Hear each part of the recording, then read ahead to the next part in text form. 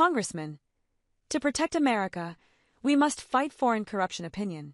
As Congress reconvenes and a second Trump administration begins, it is more important than ever to remember that preventing corruption from seeping into our country requires vigilance and a willingness to adapt.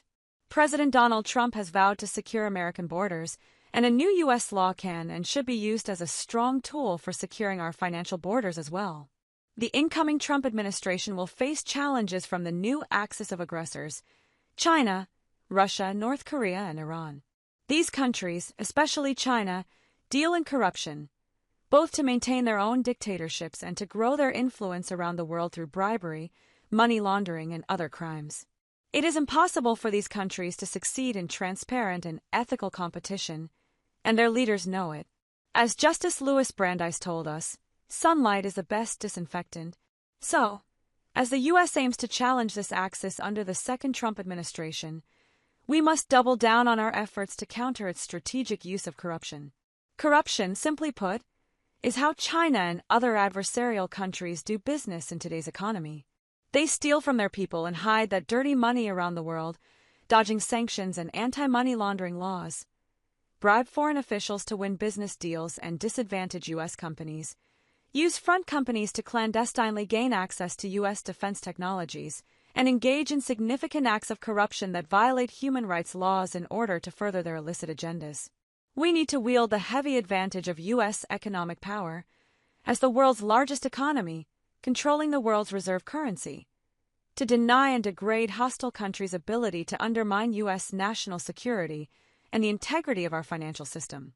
To do so, Trump's nominee for Attorney General, Pam Bondi, and the Department of Justice should use the brand-new Foreign Extortion Prevention Act, FEPA, which I introduced, and which was passed last Congress. FEPA makes it a crime for any foreign official, anywhere in the world, to demand or accept a bribe from a U.S. citizen, American company, or from any company listed on a U.S. stock exchange such as the New York Stock Exchange. Not only can FEPA be used to protect American businesses from bribe demands, it will make it harder for China to use corruption as a way to gain footholds in defense-critical theaters and industries. Consider China's Belt and Road Initiative, BRI, which aims to connect Europe, Asia, and Africa through highways and sea routes. A report from the Center for Strategic and International Studies found that China has engaged in all kinds of corruption regarding the BRI, noting that, as Chinese companies push deeper into emerging markets, inadequate enforcement and poor business practices are turning the BRI into a global trail of trouble.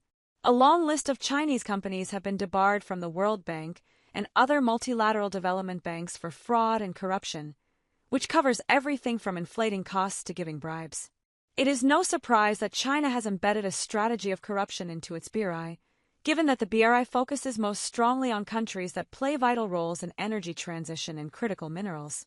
The U.S. has a strong interest in weakening the BRI's grasp on these and other crucial sectors, and can do so by attacking the dirty money that supplies it. The next Congress and the Trump administration should prioritize countering foreign corruption as a way to undermine China and other authoritarian regimes. China and other countries need to beware. The Trump administration and the Department of Justice will have a strong tool to combat international corruption in the Foreign Extortion Prevention Act. They can and should use it to protect our citizens and our economy. Joe Wilson is a member of the U.S. House of Representatives serving South Carolina's 2nd District.